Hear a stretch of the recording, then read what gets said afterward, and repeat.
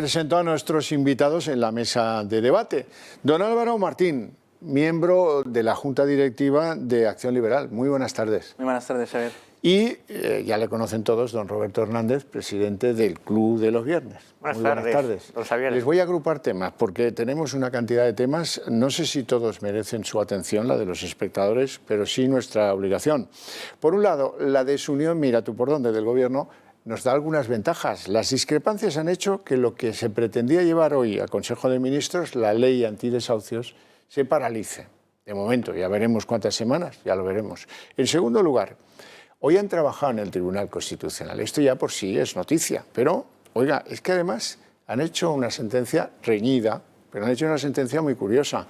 Los ultrajes a la bandera, quemarla, que es lo que les gusta a los indepes, eso no puede hacerse al amparo de la libertad de expresión. Eso es un delito.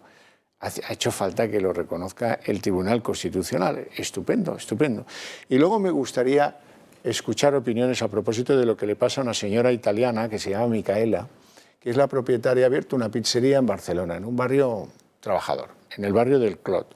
Ahí se presenta un indepe, pide una pizza o lo que fuera, no lo sé, y le dice la italiana que a ver si, por favor, que no habla muy deprisa, que no le entiende, que si se puede dirigir allá en otro idioma, en el idioma español. Por el italiano no se lo exige, faltaría más. A partir de ahí aparecen pintadas en el establecimiento, fuera de Cataluña, tú no sabes catalán, no tienes derecho a... Y está muy mal. Está peor todavía que le hagan una campaña a esta empresaria que da empleo en la ciudad de Barcelona, pues que la pongan a parir, que la insulten telefónicamente, que le hagan pedidos falsos, reservas falsas, que la intenten arruinar.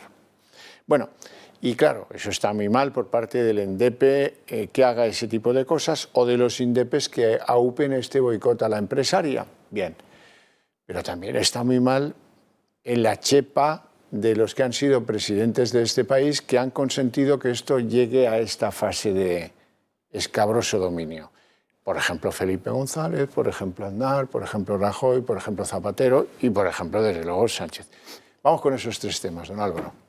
Bueno, yo creo que en primer lugar es interesante, ¿no?, analizar cómo ha ido el nacionalismo cambiando en España y sobre todo avanzando, por una razón. Porque en toda Europa se le han puesto trabas al nacionalismo, siendo uno de los mayores cánceres políticos o el mayor cáncer político del siglo XX.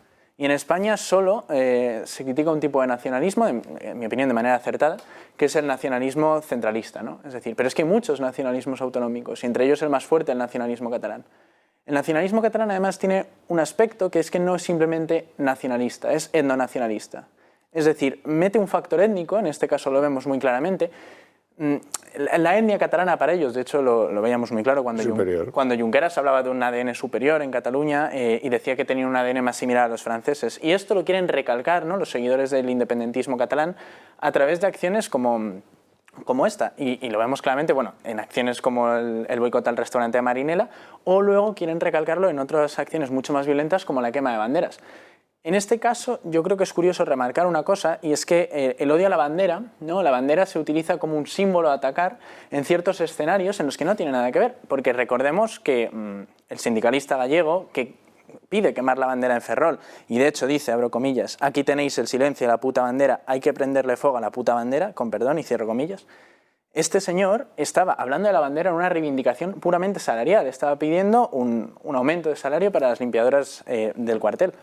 Entonces a mí me resulta curioso que se utilice como un argumento único para atacar una reivindicación material, meter un símbolo nacional como es la bandera en ello, y hace que vean, ¿no?, los vacíos que están algunos argumentos y algunas reivindicaciones que tienen que atacar un símbolo de unidad para tratar de segregar a los españoles en bandos y oponerlos entre trincheras.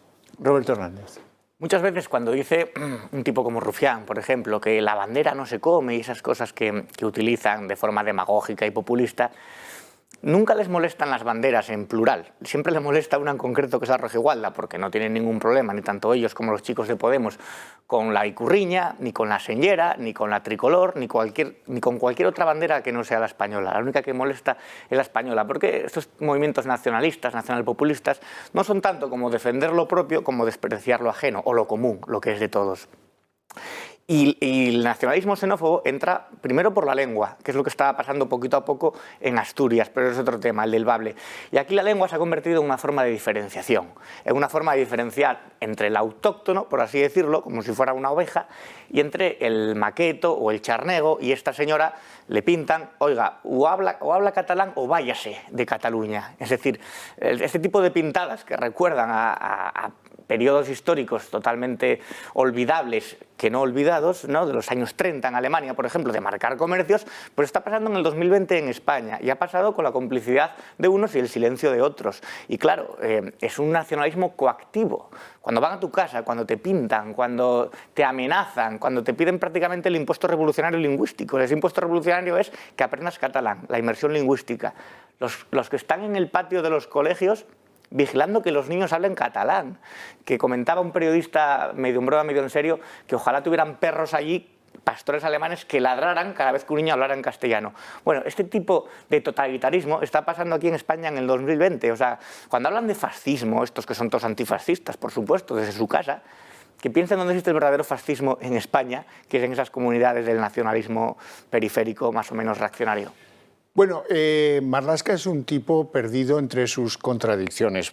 Creo que va a estar más perdido cada día que pasa y nuestra obligación, los informadores que procuramos tener cierta conciencia, es ir subrayando cada papel que sale que demuestra que el Ministerio del Interior sí sabe, sí conoce, sí tolera, sí permite, sí financia el traslado de inmigrantes ilegales a la península o la llegada a las Islas Canarias. Una de las contradicciones, esta vez visual, es la que ha tenido lugar en Canarias, porque ha muerto en ese hotel que ven un inmigrante de estos que han llegado en patera, que han instalado en un no sé cuántas estrellas, pero más de una será, digo yo, y que por causas que no se conocen ha fallecido.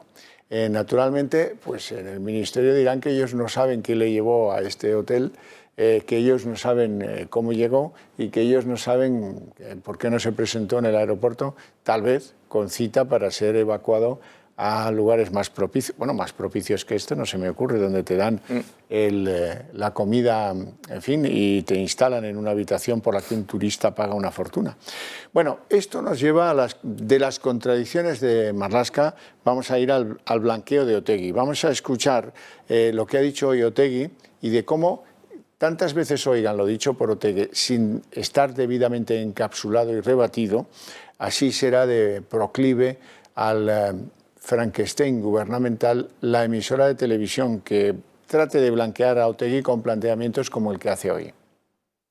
Es evidente que en términos jurídicos es una aberración, es evidente que no cumple la sentencia de Estrasburgo, que estamos otra vez frente a una decisión en términos políticos, no en términos jurídicos, en términos políticos. Hace ya muchos años, cuando nos sentamos en el banquillo, había un objetivo y era que la izquierda abertzale no cambiara de estrategia. Hoy hay otros objetivos, pero son los mismos y las mismas los que nos van a sentar en el banquillo. Los albatros togados, que dice Otegi, por cierto que, bueno, le ha sentado fatal, ayer disimuló, pero hoy está claro que le ha sentado fatal que le vuelvan a llamar para ser juzgado por el caso de hacer realidad de nuevo Herri Batasuna en su día, ya lejano, ¿verdad? Y lo bueno es que termina esas declaraciones diciendo, esto es una enmienda de totalidad de los presupuestos. Ojo al dato que decía aquel. Bueno, yo creo que en primer lugar es extremadamente preocupante, ¿no?, que se esté jugando con los presupuestos generales del Estado en un momento tan importante con distintos temas políticos. Es algo que siempre se ha hecho y que es muy decepcionante, ¿no?, que es que una ley que es puramente económica, como son los presupuestos generales del Estado y de la que depende el bienestar de los españoles, esté en los intereses de Otegi, de Rufián y de los nacionalismos varios metidos dentro. Pero es que además Otegi habla sin conocimiento de causa, creo, o directamente manipula. Sí. Porque fue el propio Supremo el que anula la condena el pasado agosto. Pero eso sí es verdad, que es después de que el Tribunal de Estrasburgo de Derechos Humanos dijera que había dudas razonables. Estas dudas razonables vienen por una frase que cuando la magistrada Ángela Murillo le pregunta a Otegi, ¿condena usted el terrorismo de ETA? Otegi no contesta y la magistrada dice, ya sabía yo que no iba a contestar. Bueno, pues es por esto por lo que se anula la sentencia. Yo no soy quien para decir si está bien o mal anulada, lo único que digo es que el propio Convenio Europeo y el propio Tribunal de Estrasburgo habla de que el Convenio Europeo, para estos casos en los que ya se ha cumplido sentencia, lo que propone es que se repita el juicio. Si este juicio se repite, puede tener dos salidas: que sea condenado a un número de años en prisión y entonces esto se compensaría con los 6 años y medio de sentencia ya cumplida, o en caso de que sea absuelto, con todas las garantías, sea indemnizado.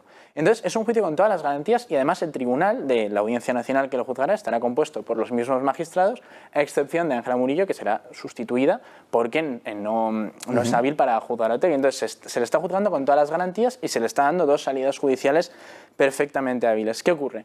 Que Otegi trata de buscar una vía política para salvar su pertenencia, no solo su pertenencia a ETA, sino el haber querido reconstruir Batasuna de esta manera. Entonces, ahora sí estamos entrando, bueno, ya llevamos tiempo entrando, pero ahora estamos entrando y lo estamos viendo cómo se está tratando de blanquear el terrorismo etarra de manera abierta. Es decir, un señor que ha pertenecido a una banda armada como ETA y que ha tratado de reconstruir su primer brazo político, porque el segundo está actualmente en el Congreso, está tratando de buscar un soborno al gobierno, a las fuerzas... Un chantaje. Un chantaje a las fuerzas del gobierno, sobornándoles diciendo: los presupuestos generales del Estado no van a salir adelante a no ser que ustedes intervengan en el Poder Judicial y hagan que no se me juzgue. Roberto. Bueno, Otegi, que ha estado ya 5 veces en la cárcel, tampoco pasa nada si entra una sexta. No creo que muchos más allá de este gobierno se lamenten, pero yo creo que en este país desmemoriado y de tan corto plazo, y a veces tan inculto en cuanto a nuestra memoria reciente, habría que recordar quién es Otegi. Y que Otegi ha sido juzgado por intentar reconstruir Batasuna, que es el brazo político de ETA, o sea, es Bildu con otras siglas. Otegi también estuvo juzgado por pertenencia a banda armada y es un hombre que participó en el secuestro de Luis Abeitua, que jugó con él a la ruleta rusa, una forma de tortura especialmente macabra, que además cuando mataron a José Luis López de la Calle, periodista del Mundo, uno de los fundadores de Comisiones Obreras y antifranquista, lo que pasa que no nacionalista, dijo que eso era la forma que tenía ETA de mostrar, de poner sobre la mesa el conflicto con la prensa. Otegi es una persona que cuando asesinaron a Miguel Ángel Blanco, condenamos el asesinato ahí en el Parlamento Vasco y fue de los que estuvo con la mano quietecita, o sea, no levantó la mano para condenar el asesinato de Miguel Ángel Blanco. Ese es Arnaldo Otegi, que ahora nos lo quieran blanquear o vender como un hombre de paz, como si fuera Gandhi, pues forma parte... Cuidado, porque ahí va a topar usted con el criterio de Baltasar Garzón, este juez que fue condenado por prevaricador y expulsado de la carrera judicial y que ahora vive de distraer a las justicias de diferentes países a renombrados narcotraficantes. Bueno, es de los que dicen que Otegi, sin duda alguna, es un hombre de paz. Se juzgan hechos anteriores, no las actitudes o las actuaciones posteriores. Al señor Otegi se le siguió un procedimiento por hechos anteriores al 16 de octubre de 2009, que si no recuerdo mal es cuando se produjo la detención. Por tanto, lo que hiciera después no se tuvo en cuenta. Lo que hizo por la paz o por que ETA abandonara, pues me parece muy bien y de hecho se le tiene que reconocer. Don Roberto, que no sé si le corté antes. Sí, no, nada. Respecto a Garzón, dicen las malas lenguas, o las buenas, que es el verdadero ministro de Justicia, o el ministro de Justicia consorte, ya que tiene una relación estrecha, por así decirlo, con Dolores Delgado. Garzón se dedica a trabajar blanqueando, nunca mejor dicho, narcoterroristas, ¿no?, por el tema del narco. Entonces, que intente también lavarle a Otegi la cara, pues parece que forma parte de esta estrategia del gobierno, de que nos olvidemos un poco. Pasemos páginas, seamos amigos, y Bildu es necesario. Pero digo yo, si Otegi va a ser juzgado de nuevo por pertenencia a banda armada y por reconstruir Batasuna, ¿cómo van a justificar, aunque ya lo han hecho, Ábalos y compañía, que su socio preferente de gobierno en los presupuestos, o uno de los socios de presupuesto, sea un tipo que puede entrar a la cárcel por terrorista? Pues el guión lo da Garzón de nuevo, es el guión que utilizaba ayer Ábalos. Bueno, es que aquí Bildu, ¿qué tiene Bildu? Pues como Vox, o sea que vamos a ver, ¿no? Ahí lo dice Garzón. Hay otros partidos que, no teniendo ese estigma o esta cuestión pendiente en tribunales, hacen muy poco por la democracia. ¿Qué partidos? Vox, por ejemplo, sin lugar a dudas. No me ofrece la menor duda. Es decir, no tenemos nada más que ver la trayectoria de este partido y la última escenificación de una moción de censura que fue terrible, ¿no? Es decir, no creo que se contribuyera al fortalecimiento de la democracia, sino es para rechazar esas actitudes.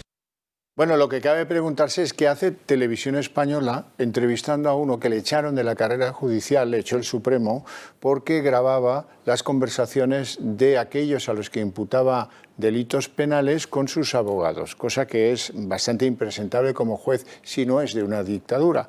Un tío que le escribía cartas a Emilio Botín diciendo: querido Emilio, esta vez voy a necesitar 175.000 pavos.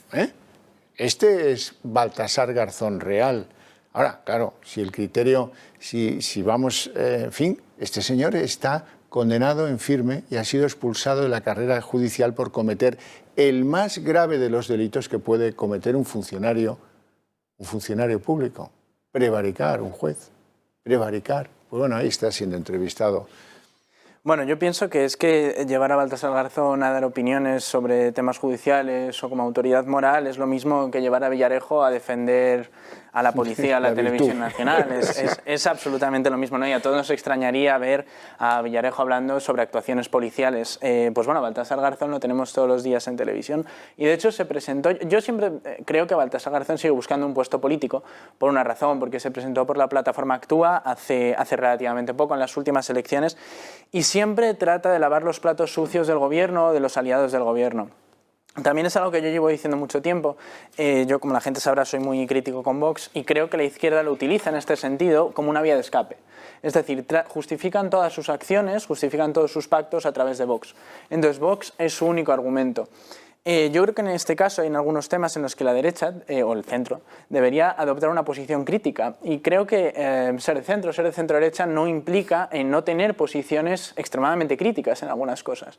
Por ejemplo, creo que hay partidos que tratando de buscar el centro han desvirtuado completamente su mensaje. No hablo de ningún partido en particular, sino de que hablo de la posición del centro, porque estos últimos días no hemos visto prácticamente ninguna fuerte crítica a Arnaldo Otegi o al blanqueamiento de Arnaldo Otegi. Hay partidos que actualmente están negociando con el PSOE, están negociando con Podemos, el Consejo General del Poder Judicial. Y yo lo que creo es que una posición centrista no tiene por qué ser una posición de escondite frente a algunos temas nacionales. Como... el único que lo hace es Abascal, o su partido. Sí, bueno, pero Abascal lo hace de una manera exageradamente exaltada, es decir... Ya, pero es que no hay otro. No, pero hay ciertas... No, yo lo que creo es que tú puedes transmitir un mensaje... ¿Ha oído usted a Inés Arrimadas decir que Otegi es un pedazo de...? Bueno, Inés Arrimadas ha llamado a Otegi terrorista en varias ocasiones. Yo lo que estoy diciendo es que se puede hacer una crítica estructurada, una crítica sólida, sin entrar en un folclore discursivo Inés que simplemente da argumentos a la izquierda. debió y no hizo decirle al gobierno: oiga, si usted se va a dejar apoyar los presupuestos por ese tipo, no cuente con nosotros.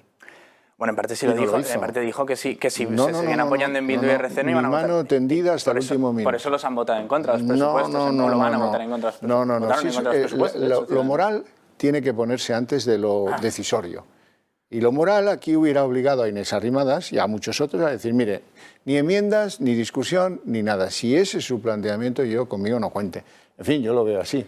Yo creo que en esto de Garzón, en sus declaraciones hay algo muy capcioso, que no es algo casual, que poner en la misma balanza a Vox y a Bildu, como diciendo: fijaos que los extremos se tocan, ¿no? Para que la gente los interprete más o menos como los dos extremos de un arco político. Pero es que Vox, hace poco que fue el aniversario de la Constitución o la efeméride, se manifestó, organizó manifestaciones en España a favor de la Constitución. Siempre se ha posicionado dentro del arco constitucional y de la monarquía parlamentaria. Y no ha secuestrado a nadie. Claro, y no han participado en quemas ni en secuestros. Y Bildu, o sea, pequeño matiz. Uno de los fundadores de Vox es una de las víctimas mayores vivas de ETA, que estuvo 2 años secuestrado en un zulo, torturado y demás, y lo iban a matar, lo iban a dejar morir de hambre. Entonces, poner en el mismo plano moral a dos partidos como creyendo que los dos son extremistas y por lo tanto tienen que estar fuera de... Bueno, Bildu no, de hecho prefieren casi a Bildu que a Vox. Eso es que me parece una forma de perversión de la actualidad política. Por eso es repugnante lo de Garzón, porque este es el que más rédito sacó de haber liberado a Ortega Lara. Y que ahora venga a decir lo que dice, en fin, la cosa tiene bémoles. Vamos a ir a publicidad, pero antes les tengo que recordar que han vuelto a las actividades del Club de Amigos del Toro TV, en esta ocasión, como no puede ser de otro modo, a través de videoconferencias, porque el resto de cosas pues está limitado, si no prohibido. Así es que si tienen a bien, cojan una agenda, un papel y apunten. Estamos ya en diciembre y hay que tomar nota. 16 de diciembre a las 17 horas.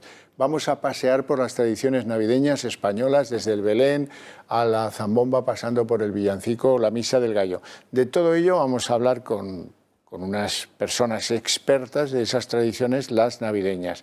El 17 de diciembre a las 18 horas, conferencia de Pedro Fernández Barbadillo, que nos habla de su último libro, Los Césares del Imperio Americano. Si quieren entender lo profundo de las elecciones, tienen que leerse este libro, que está muy bien. 21 de diciembre, 19 horas, Javier de la Cruz, abogado laboralista, va a resolver muchas de las dudas de la situación actual tras los ERTEs, o durante los ERTEs, mejor dicho, en España. Para apuntarse a todas estas actividades, sencillísimo, el teléfono que aparece ahí en pantalla, 91 616 2464, pueden utilizar la página web clubdeamigos.eltorotv.com o el correo electrónico club@eltorotv.eu. Bueno, nos vamos a publicidad y volvemos en nada.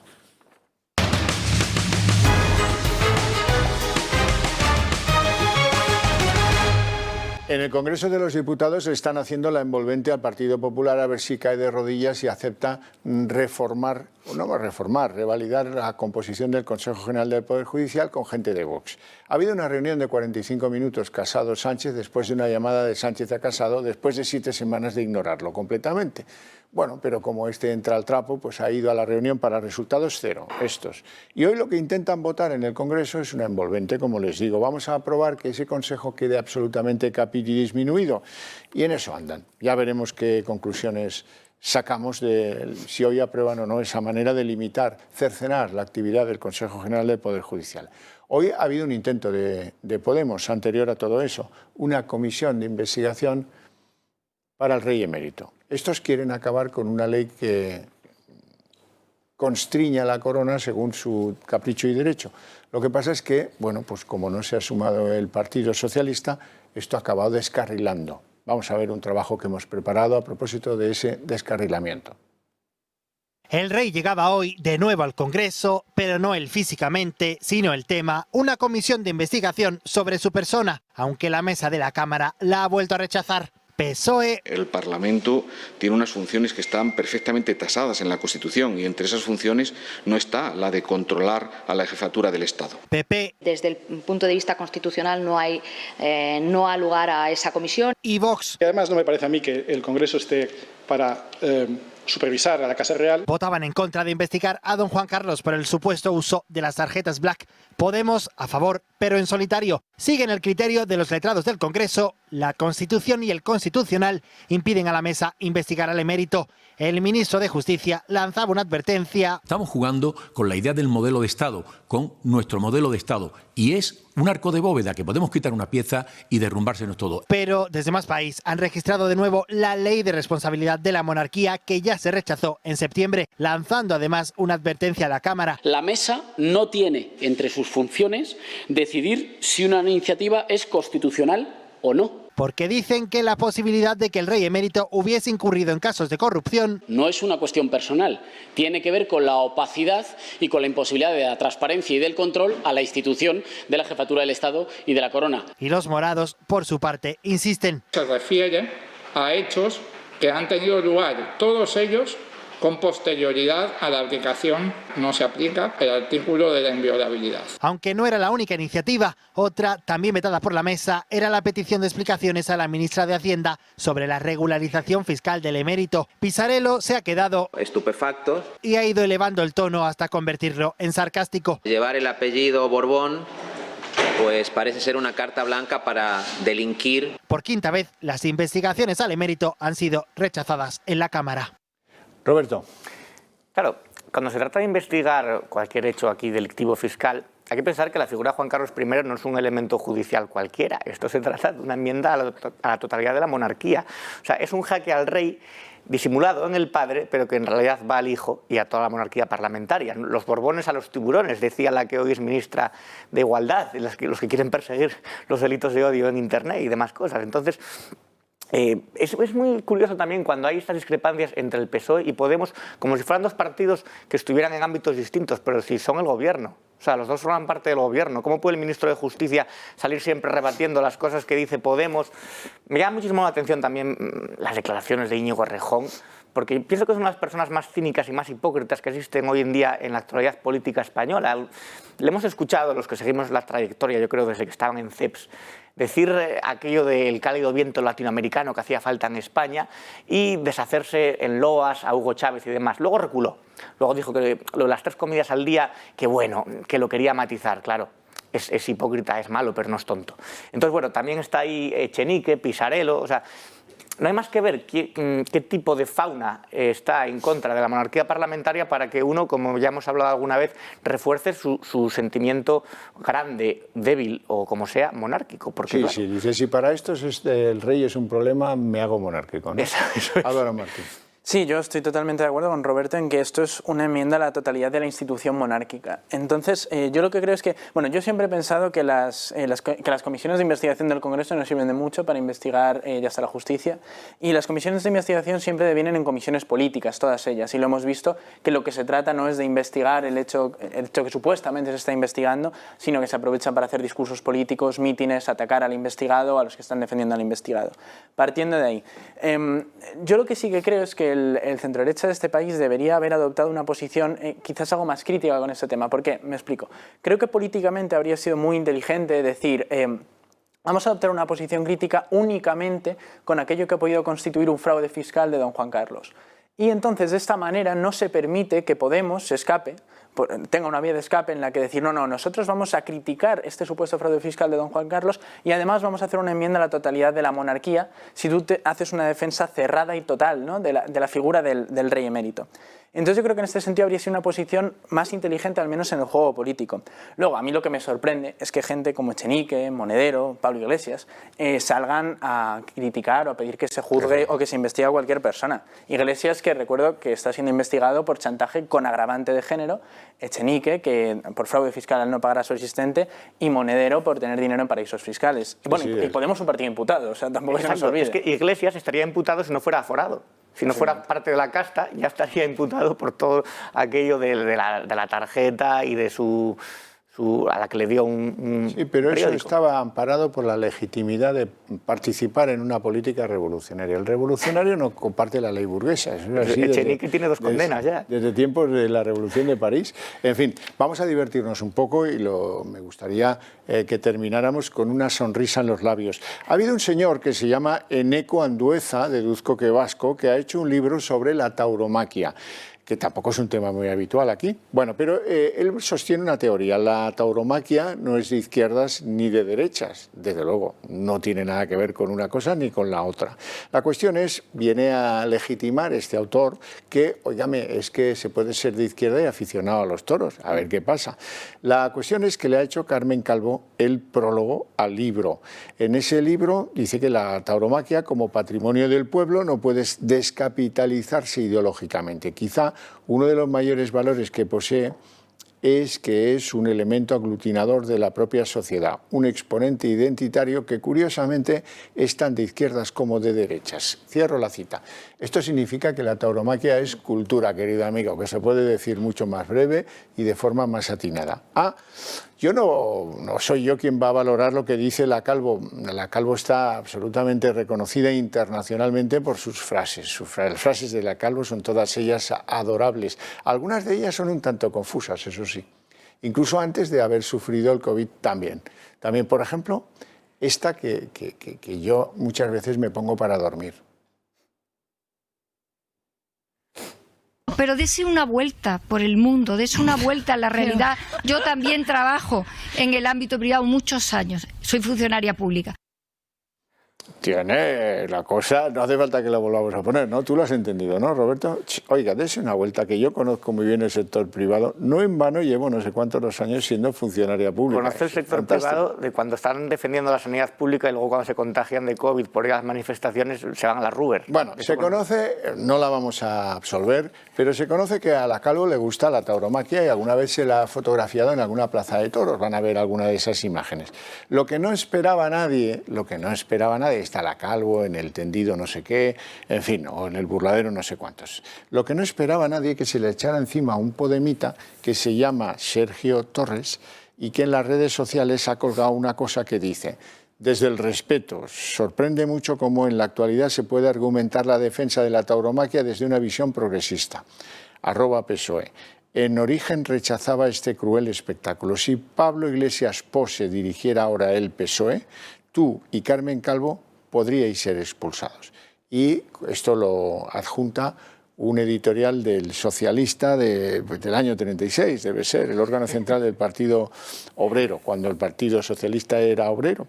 Y ahí abre una ruptura brutal porque, en fin, si os pillara el fundador, Pablo Iglesias, os echaba del partido por defender los toros. Álvaro. Bueno, yo creo que es una postura muy acertada, ¿no? Defender los toros desde la izquierda, porque creo que, como tú bien decías, creo que les da un halo de cultura y les da una legitimidad de cara al total de la ciudadanía, al conjunto de la ciudadanía.